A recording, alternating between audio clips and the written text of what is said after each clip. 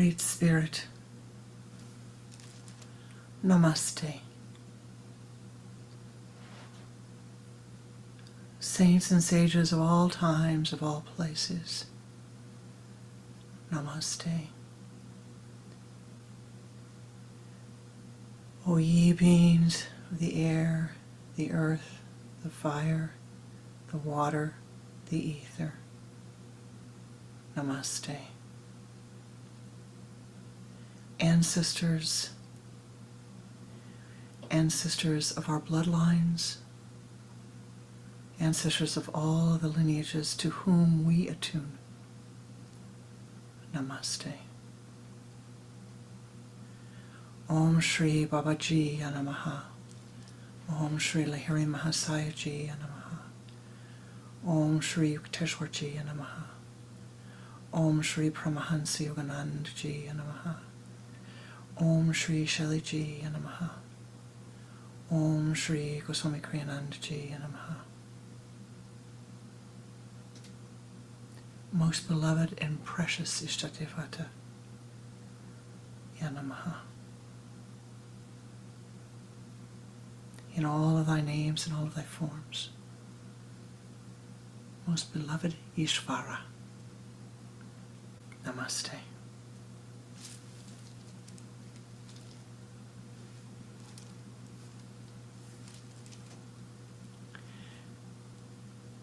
May the ultimate Lord of life bless us with wisdom. May we truly be the repository of the wisdom of this reality that leads to conscious immortality. May our bodies and minds become strong and vigorous, that we may daily practice meditation deeply. May our tongues always utter constructive and positive words. May we hear ultimate truth with our ears. Preserve for us that which is good, which we have heard.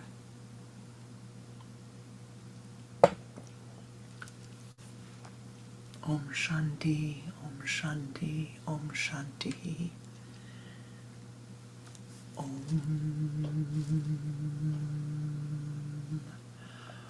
Om.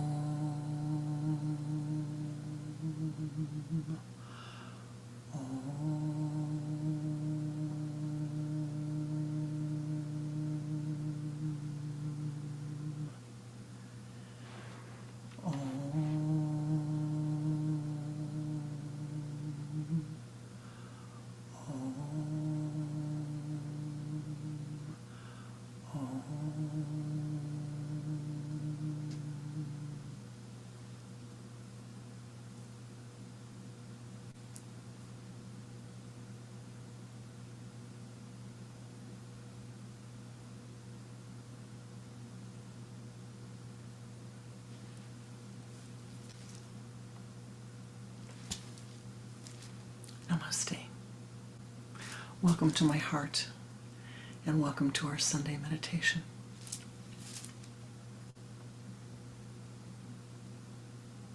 Once upon a yogi time, there were 5 blind men. They all knew what they knew. And a mahout came to town. You know, a mahout came to town with his elephant. And he came to the center of the town where the blind men were sitting. And he said, "Oh, would you like to see the elephant?" "Oh, yes, yes, yes, yes." He calls each of them up. And they all go and stand around the elephant. And the mahout says, "Please tell me, what is the elephant? What is the elephant? Show me the elephant. In your words, tell me about the elephant."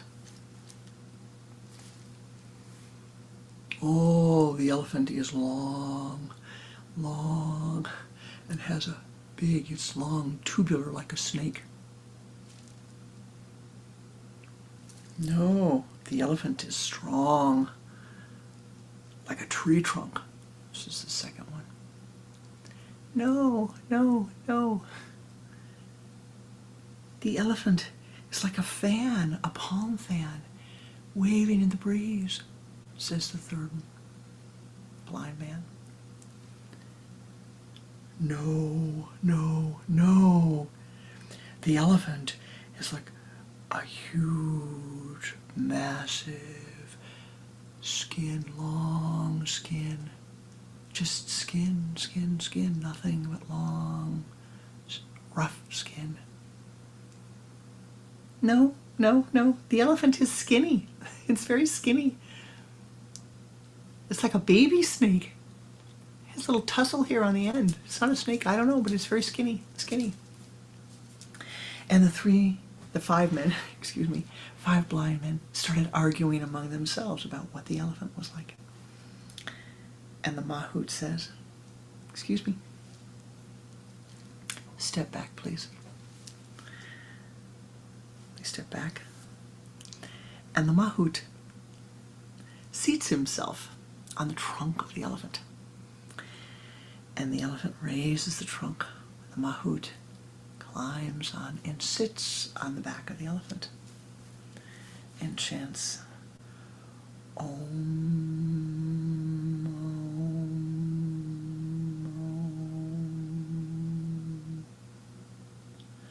Om, Om,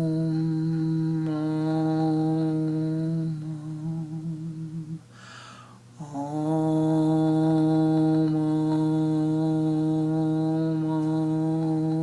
Om, which radiates through the town. And the mahout says, calling all of the people, you heard what they said. Now what did you see? And the little girl says, excuse me, could I get up there with you? Would it be okay? Of course, of course. The elephant lifts the little girl up, and the little girl gets on top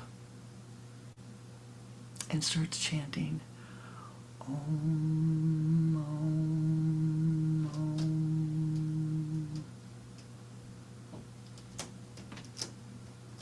Thank you. Gets down and goes to the five, I don't want to say three, five blind men, and she bows to each one in return, bows to each and says, you were right. The elephant is like a snake. You were right. The elephant is like a tree trunk, like a palm fan waving, like a rough skin, and like a tiny, tiny snake with a tussle on the end of it, feather with a tussle on the end of it. Each of you was right, but you only saw a part of the elephant. If you lift up to the whole, you'll see that what you thought was the whole of the elephant is only a petite view. So stop your arguing and lift up and see the whole of the elephant. Now the elephant in India and around the world is a sacred symbol. The elephant is the symbol of the memory that does not forget. It is a symbol of the removing of obstacles. But remember, the physical elephant has memories that go on. As a clan, as a group, the elephants keep their memory. They bury their dead. They mourn their dead. They go back and return to the same place year after year. Mystically, the elephant represents the Jupiter chakra, the higher philosophy, the expansion of life.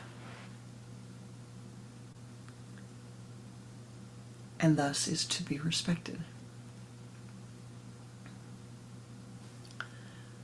But what about us? What do we do? Well, each one of us has an individualized memory. which we have a filter. We filter.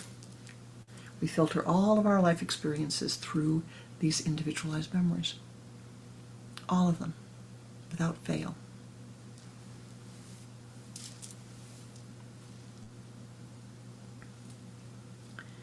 It's called the ascendant in astrology. And you may say, well, tell me, what do you mean? So as I say these words, I'd like you to reflect on whether any of these states of consciousness resonate with you. Do any of them describe how you view the world? The first one is,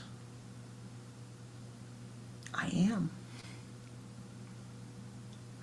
Which is a feeling state of the world is everything that I view it to be. I am. I am what I have.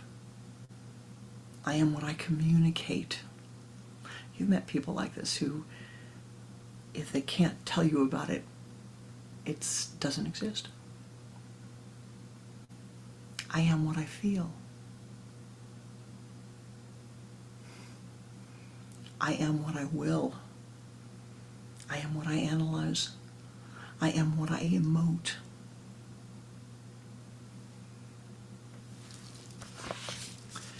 I am, if you wish, what I remember, what I desire. I am what I am enthusiastic about. I am what I utilize.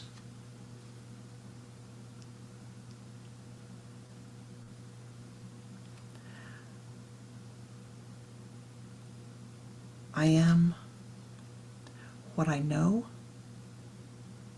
I am what I inspire, how I inspire.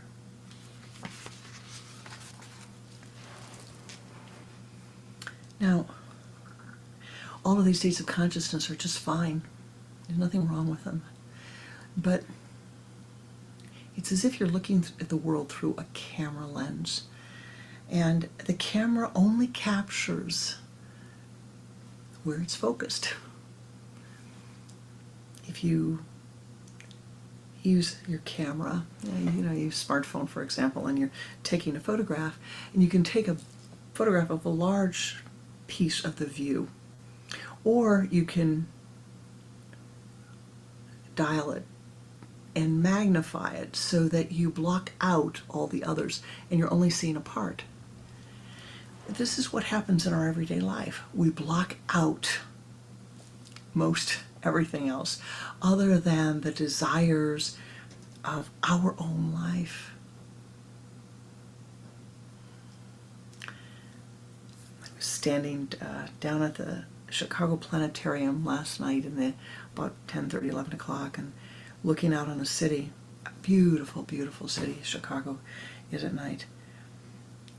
And really having the awareness about the hundreds of thousands of people, all these souls in that city, all of them with their own views, with their own life experiences, with their own dreams and wishes and hopes and hurts and fears and anxieties.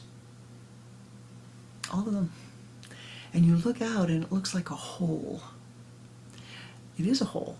But within this hole are little prisms, little pieces. And they're not harmonized. They're segregated.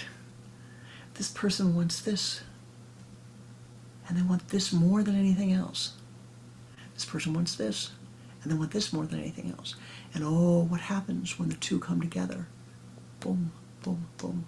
Oh, can I get out of your way? No, I have to go through you. There's enough. There's enough for you to find happiness. There's enough in the world for you to find joy, for you to find peace, for you to find equanimity, for you to find happiness. I said it a second time. Happiness, happiness, wisdom, wisdom, wisdom. But to do this, it's necessary to ascend. Lift up. Do not become the wise man that insists that the elephant is like the trunk of a tree. The elephant is like a snake. The elephant is like a palm branch waving in the wind. Lift. lift, lift, lift, lift, lift. Now, to do this, there must be a way. There must be a way that we do this, and there must be a reason. The Yoga Sutras tell us that we first must begin to control the senses. That means letting go of some of the gross desires that come up. And I say the gross desires because as you progress along the path, you need to let go. One needs to let go of the subtler desires also. But you begin with the gross desires. You know, you like chocolate. Well, don't eat chocolate for a while. That's all. You know, somebody gives you a beautiful box of chocolate. Thank them. Oh, thank you very much. You don't have to tell them you're fasting from chocolate. It's just thank you very much. And share that chocolate with somebody else. Maybe there's somebody in your house that likes chocolate that can eat it. Begin to let go of those desires that are strong in your life. And you will find that in a very short time, they dissolve away. Oh, you don't have a taste for chocolate anymore. Isn't that interesting? All those years, and now you don't have a taste for chocolate anymore. But what about letting go of the desire to be right? Well, no, that's a different thing. Well, what do you do? How do you do that? How does one let go of the desire to be right? You know, in the words of Swami Pranananda, do you want to be right or do you want to be happy? To live life in harmony means that we must be willing to let go of those precious opinions we have, the precious preferences that we cling to. It does not mean that you cannot have a preference. It means that one should not become attached to the preference. That's all. Just don't become attached to it. Not that you can't have it, but don't become attached to it. And you will find then that really, as you let go of the attachments, what happens is a miraculous thing, really. The preference no longer exists. You can have this as well as that, or this as well as this. No need. No need to have a preference. Now,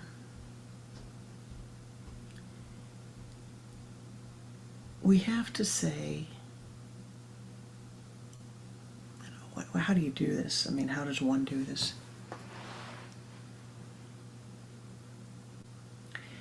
And how do we know what the obstacles are? What are the obstacles to finding happiness? Well, the sutras, the Yoga Sutras say that sickness is an obstacle. Sickness of the body, sickness of the mind. So it's important, if you can, to take care of keeping the body healthy. Dullness.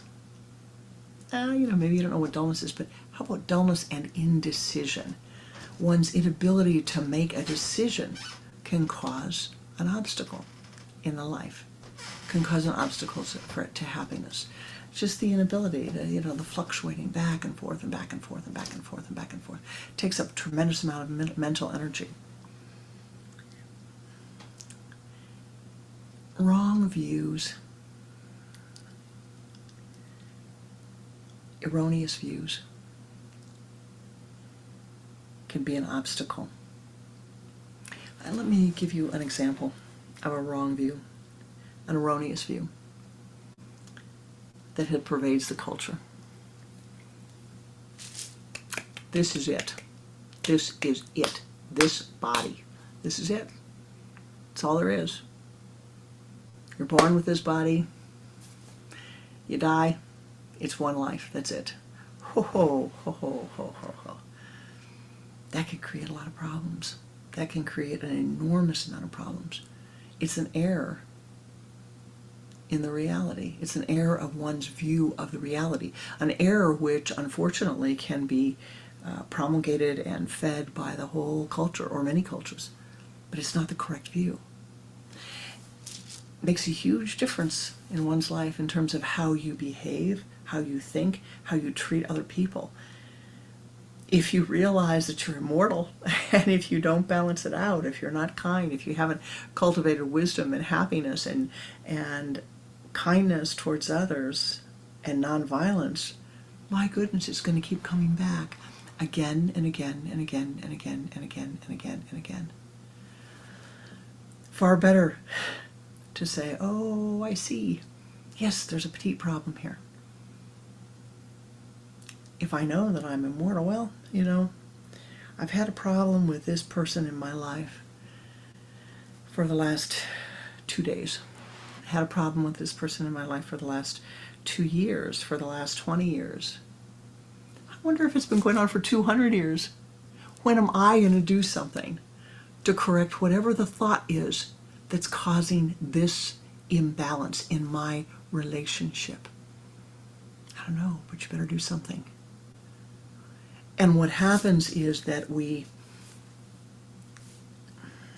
failure to do something leads to kind of cataclysmic events, big events in the life that confront one with the error in one's thinking until it is remedied. You don't need to do that. You don't need to have those. You can learn from the experiences of others. You can learn day by day and get rid of what needs to be got rid of. Now, what's next? This is important.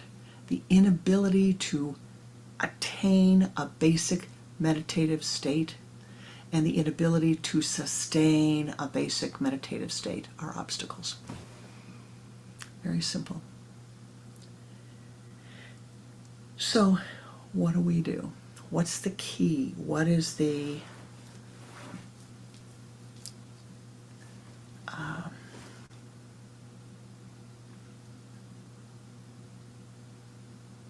what's one of the keys to removing the obstacles? Let's just say that.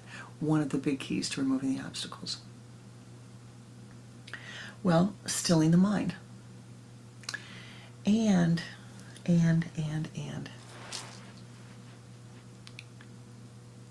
focusing on the Om. Now, chanting, meditating, focusing on the Om. The Om symbolizes Ishvara. Ishvara is the Lord, untouched by karma or any latent impressions. Ishvara is the reality. Paramahansa Yogananda, when he was in deep meditation,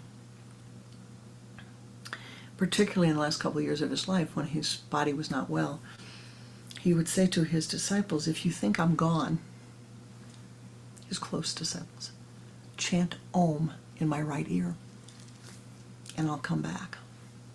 Chant Om in my right ear and I will return. And if I don't return and you chant, you know I'm gone. And he'd say, if it looks like my body, I'm not here, looks like my body is, I've left my body, chant Om. At the time that he left, the time that he took his Mahasamadhi, that he transitioned, they did just that. They leaned down and they chanted Om, and he did not return. But every other time he had returned. A few years back, Swami Pranananda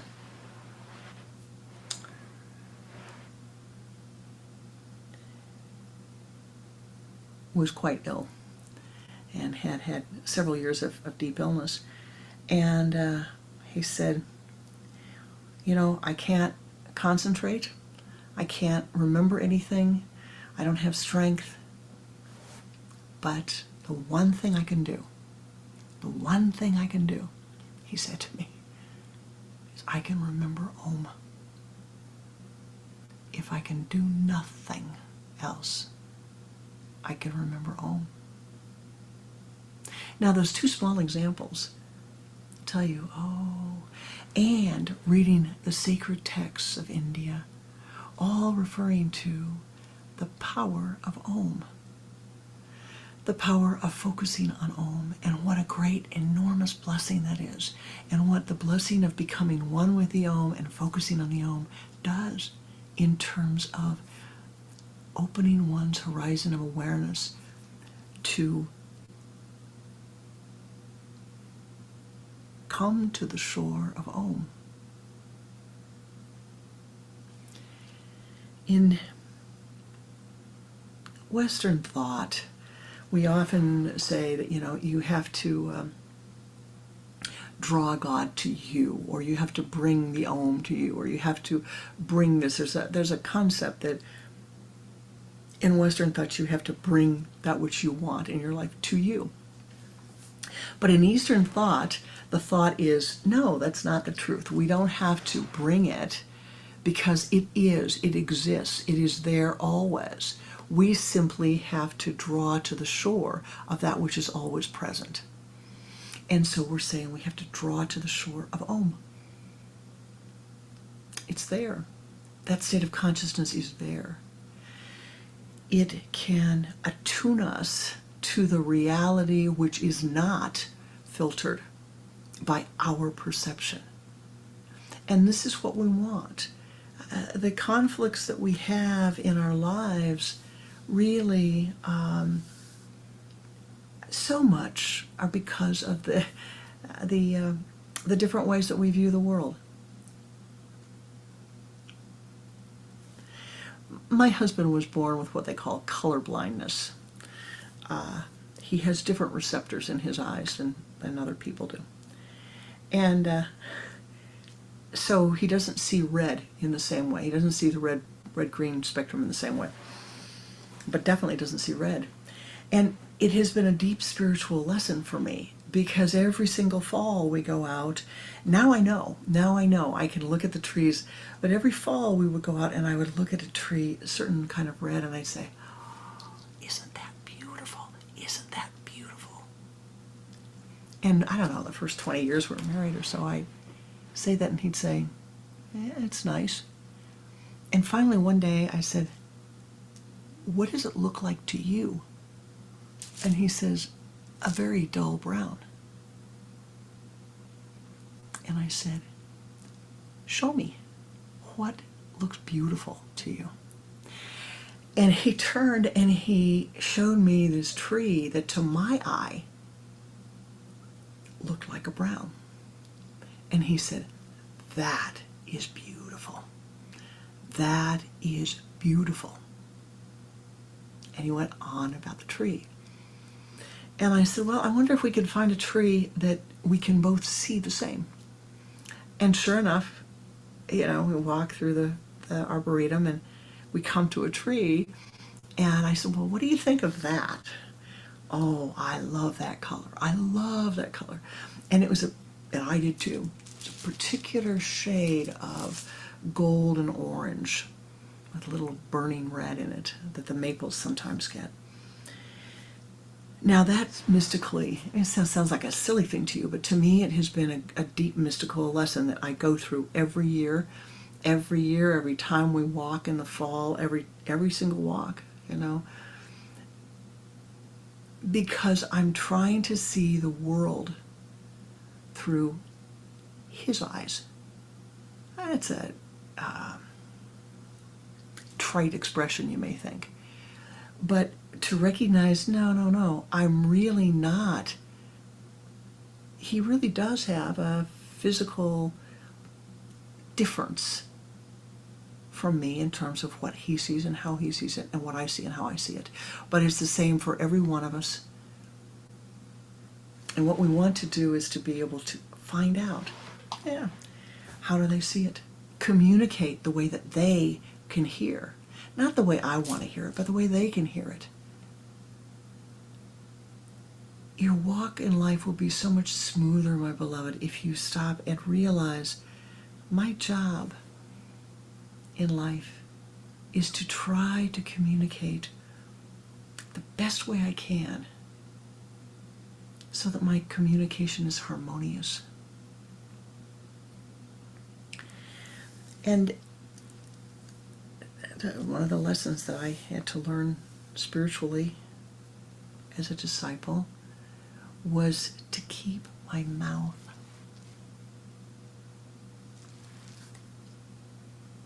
until the emotions were balanced, until I knew the best way to communicate. You know, you don't talk to a scientist and speak about feelings and intuition, you know, and you don't really talk to somebody who's an artist or more of an intuitive in scientific terms. But if you want to walk through life, you need to be able to do both and respect both, even if it takes work and effort. And I think one of the nice mystical lessons to learn is the lesson of Sri Shelleyji. When the plumber was coming to visit, Shelleyji went to the library and got books on plumbing. And Pranananda said, "What are you doing, Guruji?" And he said, "Well, he's a plumber. I have to be able to explain the Kriya practices in a way he understands. So I'm trying to understand plumbing a little bit better." Brilliant. Absolutely brilliant. If you and I can walk through our lives and do that, we'll be well. And so, freeing from your aversions, freeing from your desires, gross first, and then subtle, and then subtler, and then subtler, and then subtler. And then attuning yourself to Om. This is the way to move away from the individualized consciousness to the unbiased, self-conscious awareness of life. So what I would like to do today is to share some chanting with you. We will move into our meditation now and go to the high places we often do, and to the shrine of healing. And then to the high place of meditation.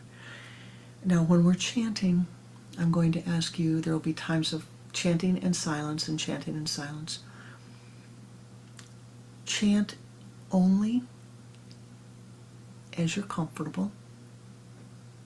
No stress and strain on the voice. Doesn't have to be loud. It can be quiet, silent, or it can be muttering, or it can be as loud as you're comfortable with. No stress, no strain. We're trying to attune to the Om. If you did nothing in your life, no other spiritual practice, obviously there are a lot of ancillary things that need to be done. I mean, we have to do all of the ancillary things. Letting go of the emotions, letting go of the anger, letting go of the greed, letting go of the hatred. Concentrating on the Om will be of great help. Now, we are moving into the solstice. We're moving into the darkest, longest night of the year. And in some parts of the world, here certainly, the sky is gray, and well, the other day a little bit of sun's peeked through, so it was great. But it is a time to turn inward to the inner sun within you, and to reflect upon your life and what you wish to let go of in these coming days, weeks, months ahead of us, and what you wish to attune to. But perhaps the Om could be for you a sacred gander that takes you to that shore.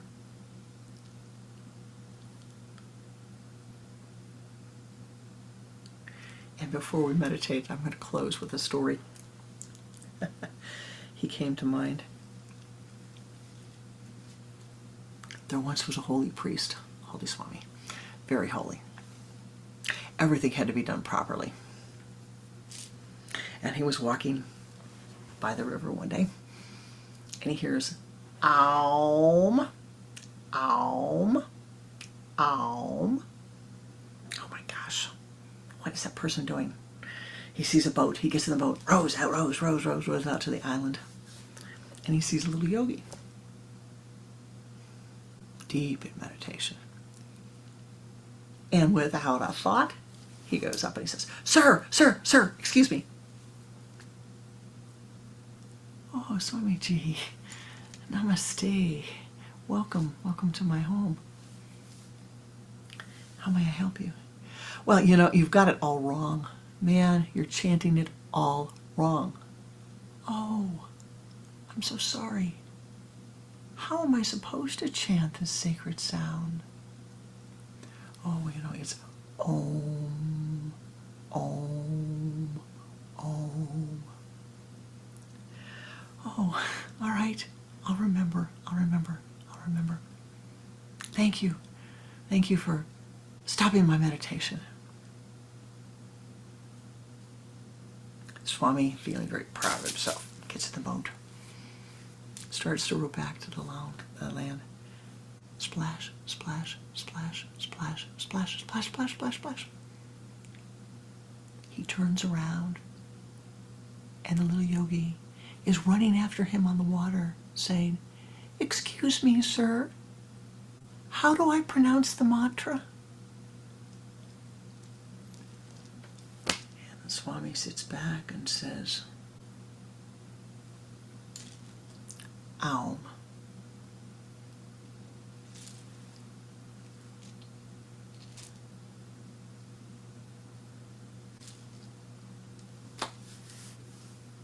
Do not be concerned. It is pronounced Om, but do not be concerned about any errors in pronunciation you might make. It is the practice, the repetition, the devotion that will make a difference. Namaste.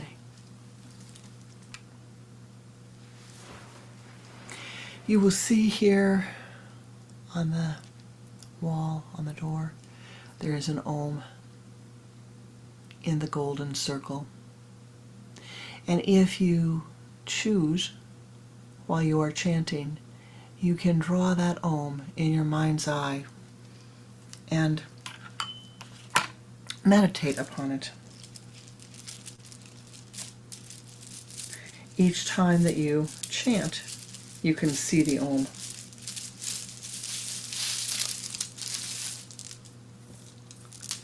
Sitting with your spine erect, place your hands in the Om Mudra. Turn your head to the left, exhaling twice.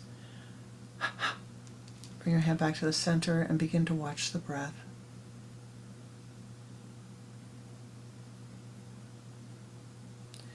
Use the sipping breath to draw the energy from the limbs to the trunk.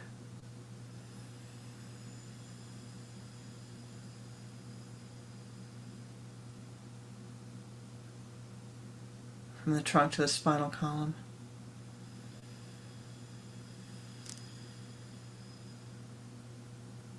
From the base of the spine to the sun center.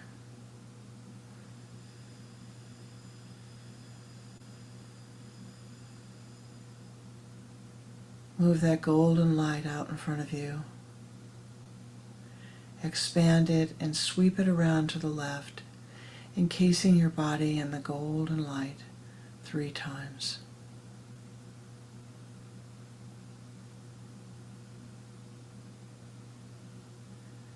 And now ascend upward, ascend to the high place.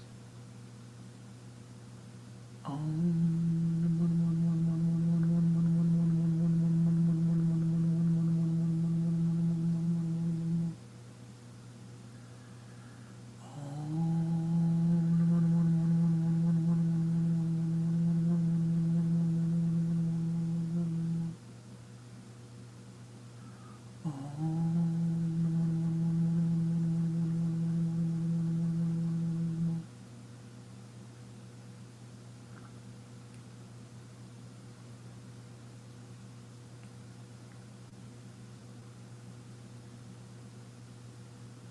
Reaching the high place of meditation, Find yourself in the grove of the meditators. In your mind's eye now, you see a path leading up a mountain.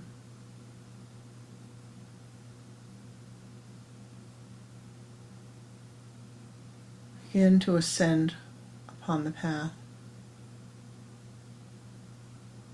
As it walks through the forest, walking through the forest, see the light, hear the stream next to you, ascend.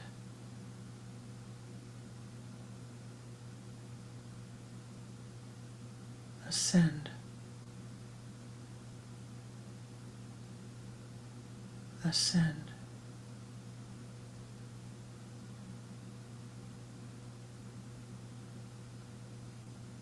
The path opens up to a meadow.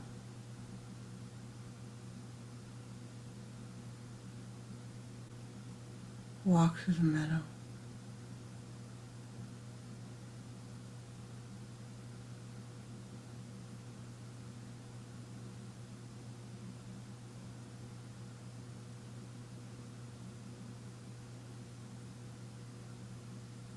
Return to the forest.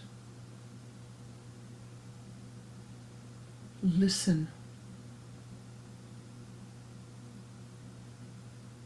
Ascend.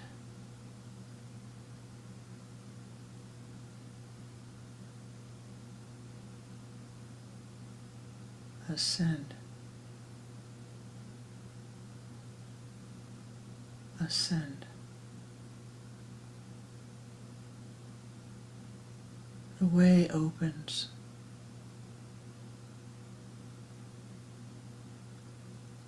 A clearing. Radiant light. Listen.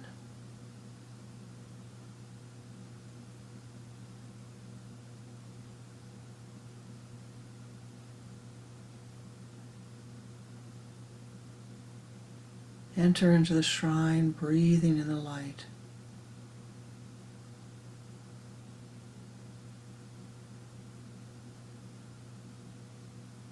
Walk back to the pool of light.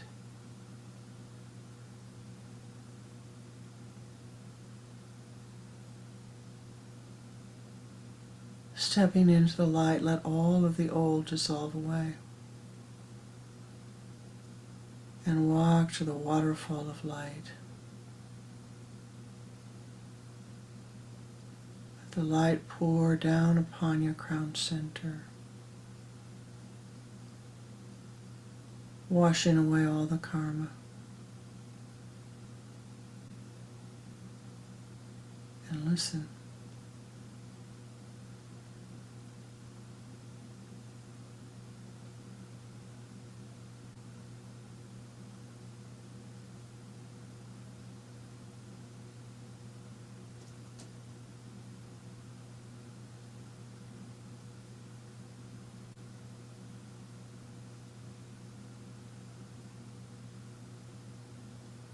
Walk forth from the light, filled, cleansed, vivified.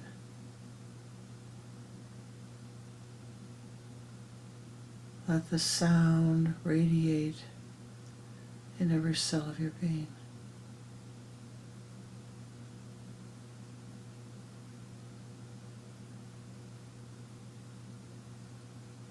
Leaving the shrine, ascend to the hall of meditators.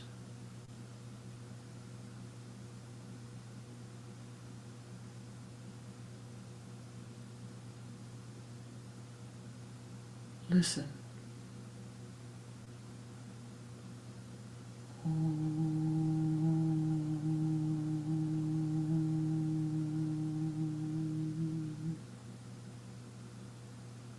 Echo back that which you hear.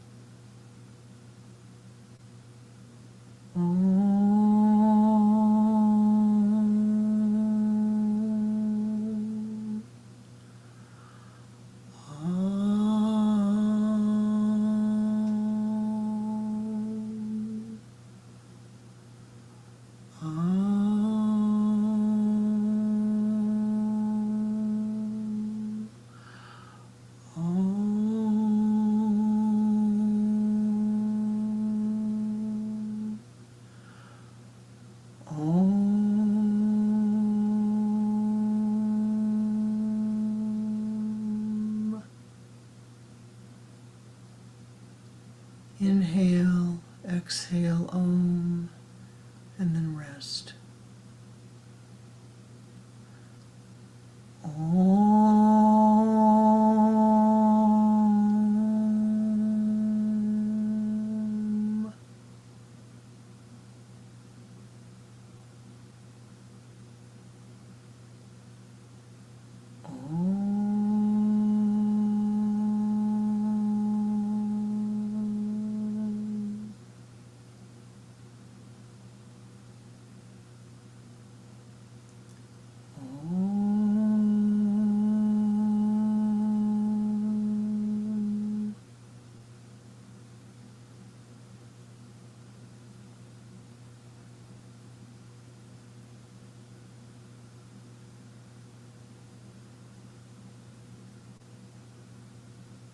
See the Om leaving your mouth, going out as far as you're able and circling back to your right ear.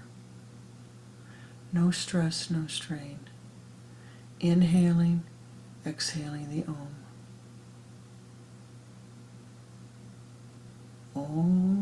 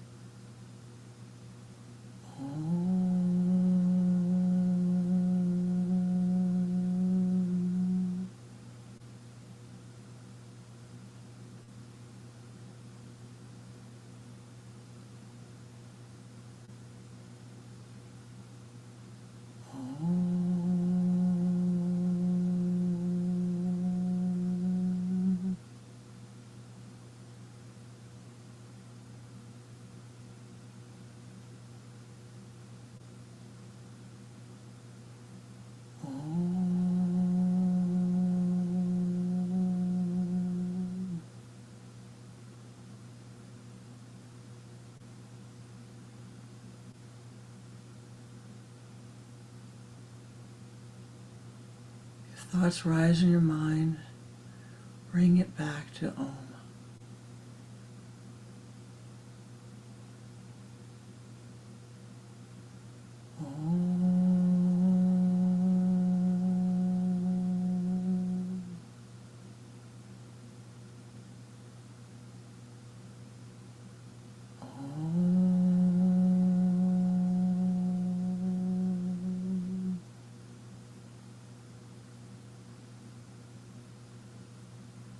Om.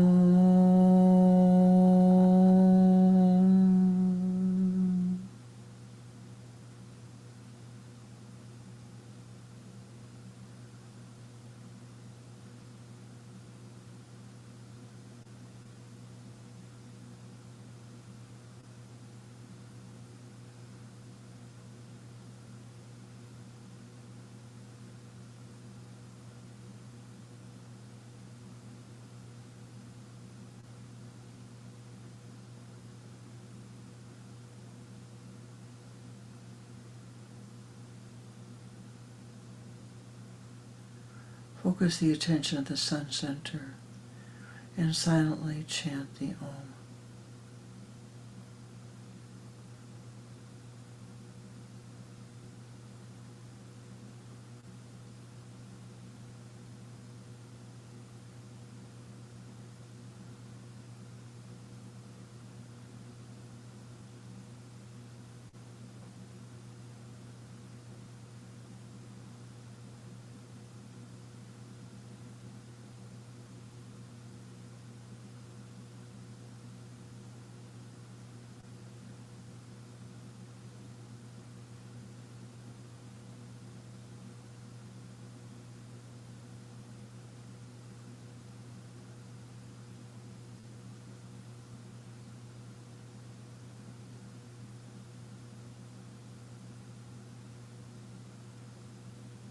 And now let go of the chant.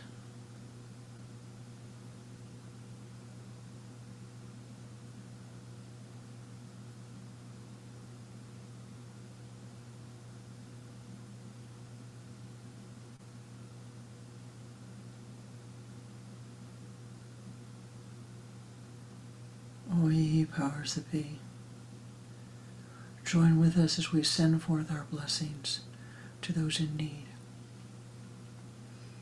Using the Om mantra, focusing the energy to send blessings, golden light, to Mother Gaia herself, that the beautiful planet upon which we reside be blessed.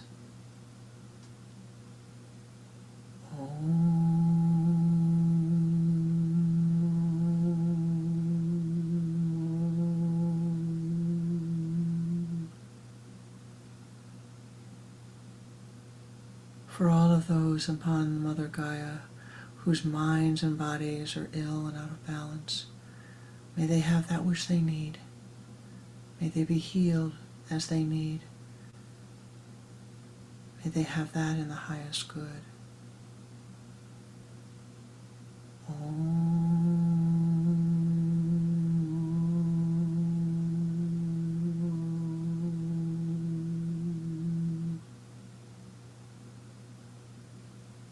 For all those beings living in danger, in war, in food insecurity, in housing insecurity, in environmental insecurity, may that which is the highest good be given unto each individual soul, to all as a whole.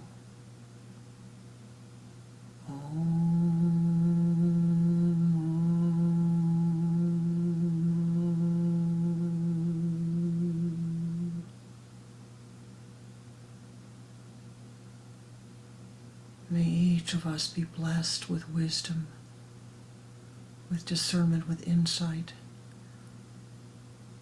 that we might know the way that is right and the highest good for our evolution and that of all beings.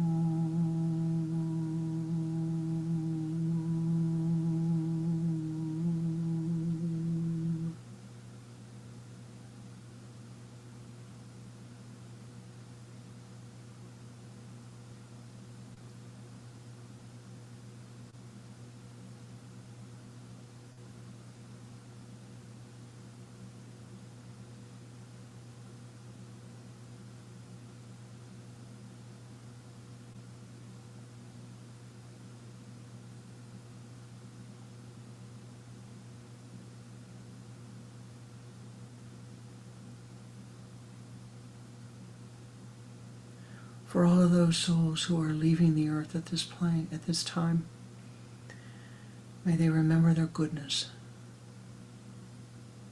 May their way be blessed.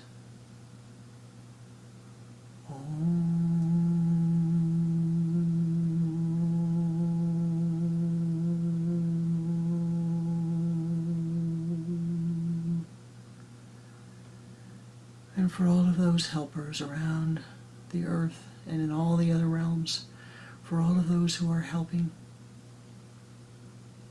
that their burden be lifted, that they may know the wisest way, that their help be fruitful.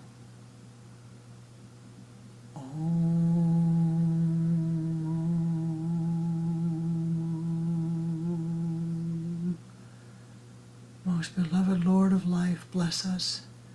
Bless us again and again and again, that we might become an ever greater blessing unto life, that we might row our boats to the shore of Om, that we might see clearly the reality.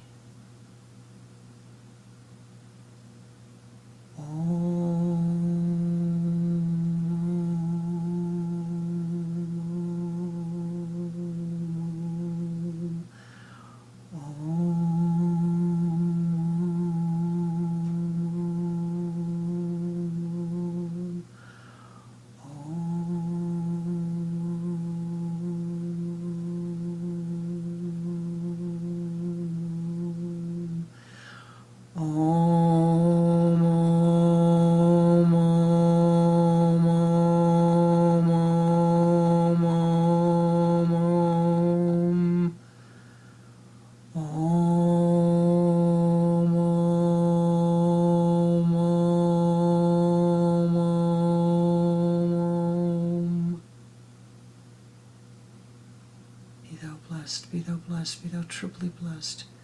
Feel the golden dewdrops of Anandic bliss pouring down upon thee, filling every cell of thy being with Ananda, Ananda,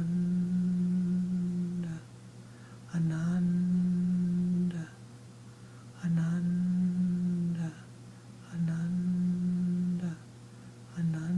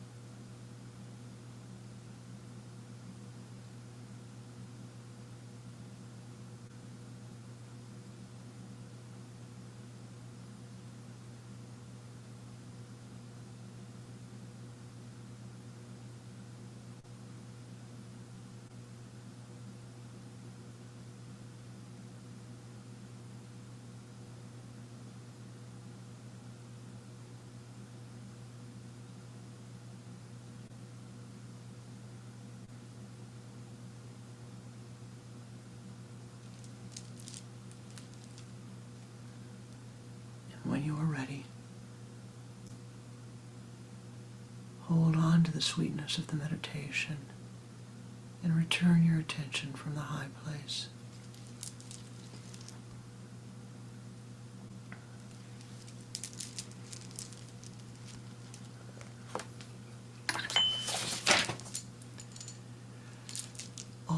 Always remember the Om. If you chant it for just a moment,